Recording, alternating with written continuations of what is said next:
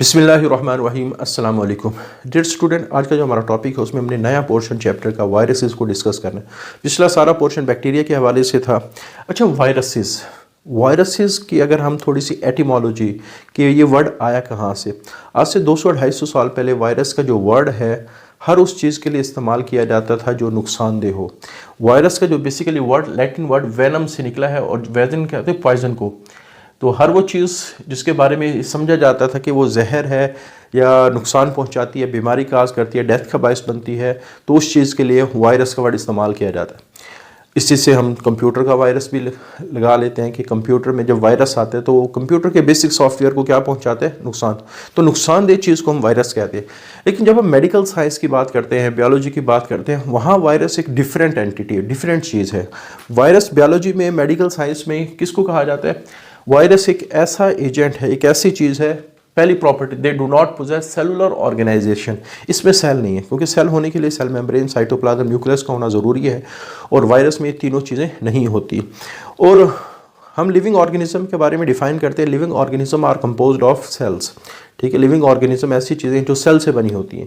तो इसका मतलब है चूंकि इनमें सेल नहीं है तो ये लिविंग ऑर्गेनिज्म भी नहीं है। लेकिन लिविंग ऑर्गेनिज्म ना होने के बावजूद ये कुछ ऐसी करैक्टरिस्टिक शो करता है जो लिविंग ऑर्गेनिज्म की तरह की है। तो इस वजह से इनके बारे में कहा जाता है कि ये जो एंटिटीज़ हैं, ये जो सब्सटेंसेस हैं, ये बॉर्डर लाइन पे हैं between living and non living. तो but have some characteristic of living. अच्छा, करैक्टरिस्टिक की बात करें, इंतहाई छोटे हैं, extremely small infectious agent, infection cause करने की सलाहियत रखते हैं, और सिर्फ इलेक्ट्रॉन माइक्रोस्कोप के नीचे नजर आते हैं।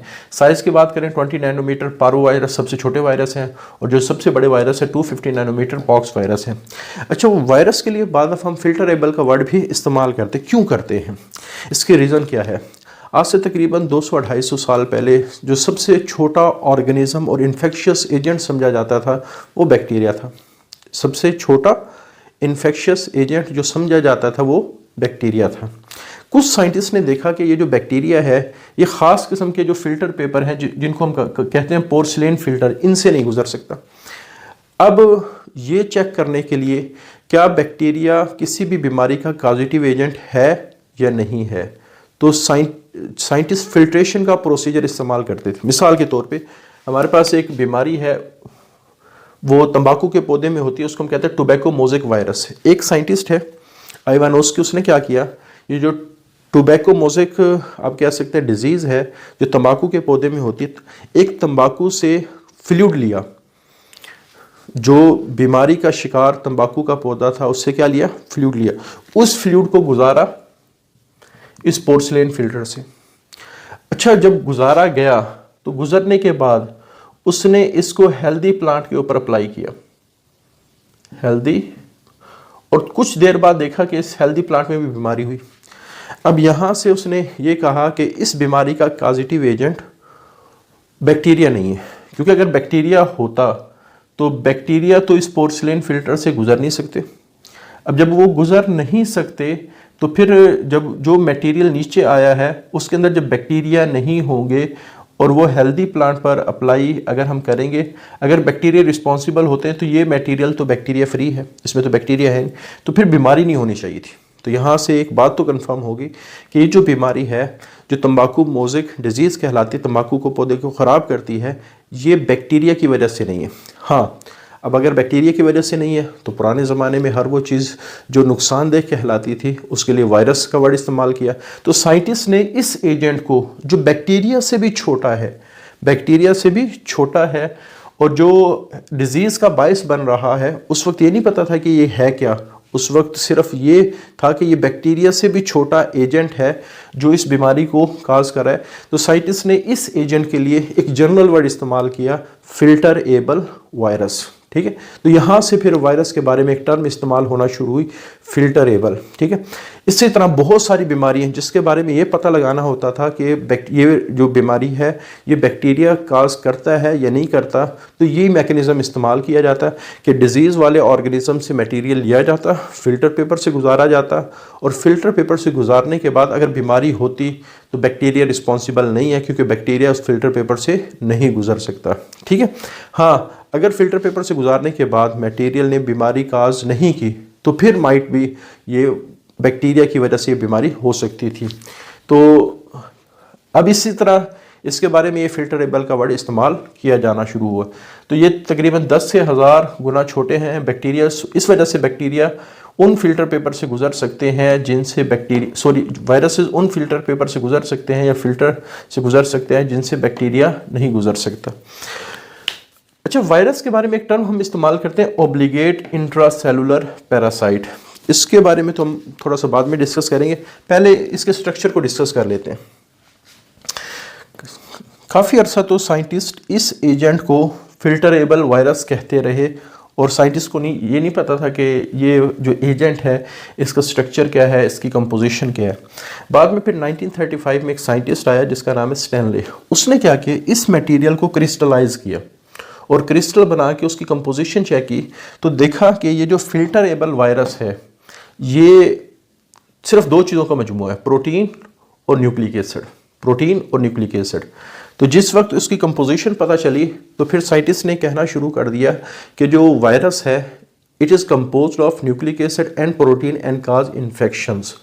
और फिर बाद में ये एक जर्नल टर्म बन गई कि हर वो पार्टिकल जो न्यूक्लिक एसिड और प्रोटीन पर मुश्तमिल होता है और बीमारी काज करता है उसको वायरस कहा जाना शुरू हुआ।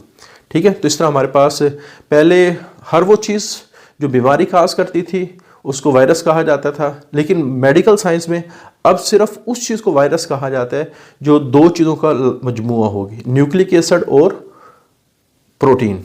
इन दो चीज़ों का मजमूआ होगी और इन्फेक्शन काज करेगी, वो वायरस कहलाएगी। यानी अगर किसी चीज़ में ये दो चीज़ें नहीं हैं, ठीक है, उसमें एक चीज़ है एक नहीं है, तो वायरस नहीं कहलाएगी। हाँ, दो से ज़्यादा हो सकती है, अभी हम डिस्कस करेंगे दो से ज़्यादा कैसे हो सकती है। अच्छा, स्ट्रक्चर की अगर हम बात करें तो इसमें दो चीज़ें, जीनोम, ये वायरस के आमतौर पे सेंटर में होते हैं, वायरस के सेंटर में होते हैं। जैसे ये जो मैं ग्रीन कलर का ड्रा कर रहा हूँ ये जीनोम है, ठीक है। तो इस वजह से इसको सेंट्रल कोर ऑफ वायरस कहा जाता है और ये न्यूक्लिक एसिड से मिलकर बना है। न्यूक्लिक एसिड आरएनए भी हो सकता है, डीएनए भी हो सकता है, क्लियर। या तो आरएनए, इस वजह से वायरस के आगे दो टाइप्स है, डीएनए वायरस और आरएनए वायरस। और बाहर जो कोट है ये कैप्सिड कहलाता है, यानी न्यूक्लिक एसिड जो अंदर है वो जीनोम कहलाता है। अच्छा, जीनोम एक ऐसी टर्म है जो आमतौर पे हर ऑर्गेनिज्म के लिए इस्तेमाल भी की जाती है, यानी दुनिया के हर ऑर्गेनिज्म उसके पास जो जीन्स पाए जाते हैं उसके मजमूए को उस ऑर्गेनिज्म का जीन कहते हैं। जैसे मेरी बॉडी में जितने भी जीन्स हैं उनको मजमूई तौर पर मेरा जीनोम कहा जाएगा, क्लियर। दूसरी चीज़ जो वायरस में होती है कैप्सिड, कैप्सिड प्रोटीन कोट का नाम है। ये जो रेड कलर का आपको नजर आ रहा है प्रोटीन कोट है और ये वायरस के इर्द गिर्द मौजूद होता है और ये वो आप कह सकते हैं स्ट्रक्चर है जो वायरस को प्रॉपर शेप देता है। आगे जो कैप्सिड है ये एक मुकम्मल एक सिंगल मालिक्यूल नहीं है, आगे ये फर्दर छोटे छोटे मालिक्यूल का मजमूआ है। उन छोटे छोटे प्रोटीन के सब यूनिट को कैप्सोमियर कहा जाता है, यानी capsomere, capsid is made up of protein सब यूनिट, इनको कैप्सोमियर कहा है। अच्छा, कैप्सोमियर की जो तादाद है वो वायरस की करैक्टरिस्टिक भी कहलाती है, वायरस की करैक्टरिस्टिक भी कहलाती है। जैसे मेरी आंखें हैं तो आंखें होना ये इंसान की करैक्टरिस्टिक है और दो आंखों का होना ये भी इंसान की करैक्टरिस्टिक है। यानी एक तो ये है कि आंखों का होना इंसान की करैक्टरिस्टिक है और दो आंखों का होना ये भी इंसान की करैक्टरिस्टिक है। मैं मिसाल देता हूँ, जैसे ये जो मकड़ी होती है ना, ज़्यादातर जो मकड़ी हैं उनकी 8 आंखें होती हैं। हालांकि आंखें उनके पास भी, आंखों का होना उनकी करैक्टरिस्टिक है, लेकिन उनमें 8 आंखों का होना करैक्टरिस्टिक है। तो सेम यहाँ इंसान में आंखों का होना करैक्टरिस्टिक और 2 होना वो भी करैक्टरिस्टिक। तो इसी तरह वायरस में कैप्सोमियर का होना ये वायरस की करैक्टरिस्टिक है और एक स्पेसिफिक वायरस में, जैसे इंसान में 2 आंखें होती हैं, एक स्पेसिफिक अमाउंट ऑफ कैप्सोमियर का होना ये भी आप कह सकते हैं उस वायरस की ग्रुप की कैटेगरी की करैक्टरिस्टिक है। जैसे मिसाल के तौर पे हर्पीज वायरस जो आमतौर पे कोल्ड सोर्स काज करते हैं। कोल्ड सोर में क्या होता है कि ये जो हमारे होंठ होते हैं इसके इर्द गिर्द छाले निकलना शुरू होते हैं और उनमें शदीद किस्म की जलन होती है और बाद दफ़ा इंसान को बुखार भी हो जाता है। तो कोल्ड सोर को हम फीवर ब्लिस्टर्स भी कहा जाता है कि ऐसे हमारे पास ब्लिस्टर्स जिसकी वजह से बुखार भी हुआ है और या उनको कोल्ड सोर्स भी कहा जाता है। या बाद हमारे पास हर्पीज़ वायरस का जो ग्रुप है उसके मेंबर चिकन पॉक्स काज करते हैं। अब ये जो हर्पीज़ वायरस है इसमें 162 कैप्सोमियर्स हैं। तो 162 कैप्सोमेयर इनके स्ट्रक्चर की खासियत है, करेक्टरिस्टिक है। इसी तरह एक एडिनो वायरस है, उसके कैप्सिड के अंदर प्रोटीन कोड के अंदर 252 कैप्सोमेयर्स होते हैं और ये कॉमन कोल्ड, ये जो आम जुकाम होता है वो काज करता है। ठीक है, अब चूंकि वायरस में दो चीज़ें हैं, एक तो न्यूक्लिक एसिड है जो जीनोम कहलाता है, दूसरा कैप्सिड। और बाद दफ़ा अगर हम सेंट्रल कोड जो न्यूक्लिक एसिड है, डीएनए आरएनए हो सकता है, और कैप्सिड, इनको कलेक्टिवली न्यूक्लियो कैप्सिड भी कह सकते हैं। यानी कोई भी ऐसा पार्टिकल जो कैप्सिड और प्रोटीन का न्यूक्लिक एसिड का मजमुआ हो, न्यूक्लियो कैप्सिड कहलाते हैं। या बाद दफ़े इनको न्यूक्लियो प्रोटीन भी हम कह देते हैं, न्यूक्लियो प्रोटीन्स भी इनको कह देते हैं, क्योंकि ये न्यूक्लिक एसिड और प्रोटीन का मजमुआ है। क्लियर? अच्छा, अगली बात, अभी हमने कहा कि जो वायरस के अंदर दो चीज़ें तो लाजमी होती है, एक न्यूक्लिक एसिड और एक कैप्सिड। जो तीसरी चीज़ होती है इन्वेलप, ये लाजमी नहीं है, ये कुछ के पास होती है, कुछ के पास नहीं होती। अच्छा, इसको समझने से पहले थोड़ी सी इस टर्म को हम समझ लेते हैं, ओब्लिगेट इंट्रासेलुलर पैरासाइट। और हमने ये कहा था ना कि वायरसेस के पास कुछ ऐसी खुसूसियात होती हैं जो अब लिविंग ऑर्गेनिज्म वाली खुसूसियात क्या है? जैसे आप ये समझ लें कि ये हमारे पास एक वायरस है, वायरस। अच्छा, अगर वायरस एज इट इज़ हो, ये कभी भी रिप्रोडक्शन या रेप्लिकेशन नहीं करेगा, ये एक है, हमेशा एक ही रहेगा। लेकिन अगर इसको कोई सेल मिल जाता है, कोई सेल मिल जाता है, तो ये सेल के अंदर इंटर होगा,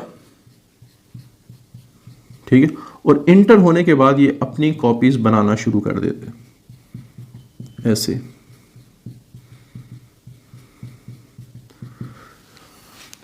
तो इसका मतलब है कि अगर वायरस को कोई सेल नहीं मिलता, ये नॉन लिविंग है। लेकिन अगर इनको सेल मिल जाएगा तो ये रिप्रोडक्शन करते हैं, और reproduction is the characteristic of living organism. तो ये लिविंग ऑर्गेनिज्म की तरह बिहेव करना शुरू कर देंगे, अपनी कॉपीज़ बनाना शुरू कर देंगे, अपनी रिप्रोडक्शन शुरू कर। ये करेक्टरिस्टिक जो रिप्रोडक्शन है किसकी है? लिविंग ऑर्गेनिज्म की। क्लियर? लेकिन अगर देखा जाए, ये वायरस खुद रिप्रोडक्शन नहीं कर रहा, बल्कि इसके लिए सेल का होना ज़रूरी है। सेल के बगैर ये रेप्लिकेशन या रिप्रोडक्शन नहीं कर सकता। क्लियर? इस वजह से ऑब्लिगेट लाजमी, इंट्रासेलुलर सेल के अंदर जाना लाजमी है इसके लिए, अगर इसने रिप्रोडक्शन करनी है सेल के अंदर। यानी ऐसा हमारे पास, अच्छा, फिर जब ये सेल के अंदर जाएगा तो जो सेल जिसके अंदर जाएगा वो होस्ट कहलाता है, और चूंकि ये अंदर जाके नुकसान पहुंचाता है और होस्ट से फ़ायदा भी उठा रहा है, कॉपी भी बनवा रहा है, उसको नुकसान पहुंचाता है। और कोई भी ऐसी चीज़ जो फ़ायदा भी उठाए और बदले में नुकसान भी पहुंचाए तो वो पैरासाइट कहलाती है। अब ऐसा पैरासाइट जिसके लिए सेल ज़रूरी है, ऑब्लिगेट का मतलब ज़रूरी है, ऐसा पैरासाइट जिसको अपनी रिप्रोडक्शन के लिए, रेप्लिकेशन के लिए क्या चाहिए? सेल चाहिए, तो वो कहलाता है ऑब्लिगेट लाजमी। ऑब्लिगेट किसको कहा जाता है? लाजमी। इंट्रासेलुलर पैरासाइट, यानी ऐसा पैरासाइट जिसके लिए सेल के अंदर जाना ज़रूरी है और बदले में वो इन्फेक्शन। तो वायरसेस ओनली रिप्रोड्यूस और रेप्लिकेट विद इन। अब सवाल ये है कि ये रिप्रोडक्शन और रेप्लिकेशन सेल के अंदर ही क्यों करते, सेल के बाहर क्यों नहीं करते? क्योंकि वायरसेस को अपनी कॉपी बनाने के लिए जो मटेरियल चाहिए, दूसरी चीज़ मशीनरी चाहिए, मटेरियल भी चाहिए, मशीनरी भी चाहिए। अगर हम इसको बना बनाया मटेरियल दें, इसको प्रोटीन, क्योंकि वायरस के पास दो चीज़ें, जीनोम और कैप्सिड, ये प्रोटीन और आप कह सकते हैं न्यूक्लिक एसिड का मजमूआ है। लेकिन अगर एक वायरस हमारे पास पड़ा है, अगर उसको हम प्रोटीन और न्यूक्लिक एसिड दे दें, वो कभी भी अपनी कॉपी खुद नहीं बना सकता, क्योंकि वो कॉपी कैसे बनेगी? उस मटेरियल को इस्तेमाल करके चीज़ें कैसे बनेंगी? जैसे मैं कहता हूँ कि आप किसी भी अपने दोस्त को सूट सिलने के लिए कपड़ा दे दें। अब आपके दोस्त के पास मशीन नहीं है, दूसरा वो जानता नहीं है कि उस कपड़े को सीना कैसे है, क्या वो आपके लिए कपड़ा बना सकता है? नहीं बना सकता। हालांकि आपने कपड़ा दिया है, लेकिन वो आपके लिए सूट नहीं सी सकता। वजह क्या? दोनों चीज़ें, उसके पास मशीन भी नहीं है और उसको सीना भी नहीं आता। ठीक है, तो इसी तरह ये जो वायरस है, किस तरह चीज़ बनती है एक ऑर्गेनिज्म के अंदर, ये नहीं जानता। दूसरी चीज़, इसके पास मशीन ही नहीं है जिससे वो मटेरियल, अगर इसको दे भी दिया जाए, इसको प्रोटीन दे दी जाए, इसको न्यूक्लिक एसिड दे दिया जाए, तो वो मशीन जिसके ज़रिए से वो मटेरियल ने उस कॉपी में कन्वर्ट होना है, तो ये उसके पास भी नहीं है। अब वो मशीन कौन सी है? उस मशीन का नाम है मेटाबॉलिज्म। सेल अपनी सारी चीज़ें मेटाबॉलिज्म के ज़रिए से बनाता है। तो मेटाबॉलिज्म केमिकल रिएक्शंस को कहा जाता है। मेटाबॉलिज्म यानी एक सेल ने अगर कोई अपनी चीज़ बनानी है ना, अपना माइटोकॉन्ड्रिया बनाना है, अपनी कोई और भी चीज़ें बनानी है, तो वो हमेशा किसके ज़रिए से बनाएगा? केमिकल रिएक्शन के ज़रिए से बनाएगा। तो इस वजह से सेल की जो चीज़ों बनाने की मशीनरी है वो मेटाबॉलिक है, तो मेटाबॉलिक सिंथेटिक मशीनरी। तो ये वाली जो केमिकल रिएक्शन को करवाना है, केमिकल रिएक्शन के ज़रिए से चीज़ें बनाना है, वायरस के पास ये मशीनरी नहीं है। इस वजह से वायरस ना अपना न्यूक्लिक एसिड बना सकता है, ना प्रोटीन बनाता है। फिर वायरस क्या करता है? ये किसी सेल के पास जाता है, उसकी मशीनरी पर कब्जा करते हैं, उसके मेटाबॉलिक मशीनरी पर कब्जा करके फिर उस मेटाबॉलिक मशीनरी को इस्तेमाल करके वो फिर अपनी चीज़ें बनवाता है। और जब ये वो अपनी चीज़ें बनवा रहा होता है, फिर होस्ट सेल के अंदर बीमारी या उसको नुकसान भी पहुँचाता है। ठीक है, अच्छा, जब ये अपनी कॉपी बना लेगा, अब इस वायरस ने बाहर आने के दो तरीके हैं। या तो ये सेल को फाड़ के बाहर आएगा, फाड़ के बाहर आएगा, या बाज़ दफ़ा क्या करता है कि ये किसी मेम्ब्रेन के ऊपर एक छोटा सा बड अपीयर होगा, और ये जो वायरस है इस बड के अंदर जाएगा, और फिर बाद में ये बड सेल से अलहदा हो जाएगा। ऐसे सेल से क्या हो जाएगा? अलहदा। यानी अब वायरस के दो आने के तरीके, या तो ये सेल को फाड़ा बाहर आ गया, दूसरा तरीका मेम्ब्रेन में लिपट के बाहर आया। और ये मेम्ब्रेन किसकी है? ये वायरस की अपनी नहीं है, ये तो सेल की मेम्ब्रेन थी, उसमें लिपट के बाहर आया। तो अब वायरस की दो कैटेगरी होगी, जो लिपट के बाहर आता है वो इन्वेलप, और जो बगैर लिपटे बाहर आता है वो नेकेड या नॉन इन्वेलप। जैसे हमारे पास ज़्यादातर जो एनिमल वायरस है, जैसे मिसाल के तौर पे एक मशहूर वायरस है जिसके बारे में हम आगे पढ़े, HIV, जो एड्स काज करता है, वो हमेशा मेम्ब्रेन में लिपट के बाहर आता है। और मेम्ब्रेन है तो आपको पता है ये लिपिड और प्रोटीन की बनी होती है। तो इन सम एनिमल न्यूक्लियोकैप्सिड, ये जो न्यूक्लियोकैप्सिड है, न्यूक्लिक एसिड और कैप्सिड, तो nucleocapsid is covered by another membrane, वो एक और मेम्ब्रेन में कवर्ड होता है, कॉल्ड इन्वेलप। लेकिन ये इसका स्ट्रक्चर का पार्ट क्यों नहीं है? उसकी वजह ये है क्योंकि ये इसकी अपनी नहीं है, तो होस्ट से वो लेके आया है। मेम्ब्रेन का it is a lipid rich membrane drive from host, तो ये होस्ट से निकली होती है। और वो वायरस जो बगैर आप कह सकते हैं लिपिड के बाहर आते हैं, उनकी एग्जांपल है बैक्टीरियोफेज। ये ऐसे वायरस हैं जो बैक्टीरिया पर हमला करते हैं। क्लियर? अच्छा, अभी हमने डिस्कस किया कि ये जो कैप्सिड है ये वायरस को एक प्रॉपर शेप देता है, तो इस वजह से वायरस की जो शेप है वो सारों की एक जैसी नहीं है। तो great diversity of virus in general appearance, तो शेप के लिहाज से बहुत ज़्यादा वैरायटी पाई जाती है वायरसेस के अंदर। जैसे एनिमल और प्लांट वायरस आमतौर पे पॉलीहेड्रल होते हैं, पॉलीहेड्रल एक बॉक्स की तरह होते हैं जिसके अंदर मुख्तलिफ साइड्स होती हैं, हैविंग मैनी साइड, या हेलिकल होंगे, और हेलिकल आमतौर पे रॉड शेप हमें नजर आते हैं। इसी तरह जो बैक्टीरियल वायरस वो क्यूबिकल होंगे, जैसे कमरा क्यूबिकल होते हैं, उसकी 6 फेसेस होती हैं, ठीक है, ऊपर नीचे 1, साइडें 4, तो 6 फेसेस होंगे। और आइकोसाहेड्रल जिसकी 20 फेसेस होती हैं, यानी एक ऐसा बंद बॉक्स जिसके अंदर 20 के करीब साइड्स हों। बाद दफ़ा बैक्टीरियोफेज हेलिकल होते हैं, और कुछ ऐसे हैं जो कॉम्प्लेक्स होते हैं जिनमें हेड पॉलीहेड्रल होते हैं, जिसकी काफ़ी पॉलीहेड्रल कहते हैं साइड्स को, फेसेस को, या आप कह सकते हैं पॉली का मतलब ज़्यादा, तो काफ़ी सारी साइडों रखने वाली जो चीज़ है वो पॉलीहेड्रल कहलाएगी। तो हेड इनमें पॉलीहेड्रल होता है और टेल इनमें रॉड शेप होती है, यानी ये दो चीज़ों का मजमू होता है, हेड और टेल, तो इस वजह से इनको कॉम्प्लेक्स स्ट्रक्चर कहा गया। तो बैक्टीरियल वायरस को आगे बैक्टीरियोफेज को, उसके बारे में थोड़ा सा मटीरियल आपकी बुक में दिया गया है, उसको इंशाल्लाह अगले लेक्चर में डिस्कस करेंगे। आज के लिए इतना ही, अल्लाह हाफिज़।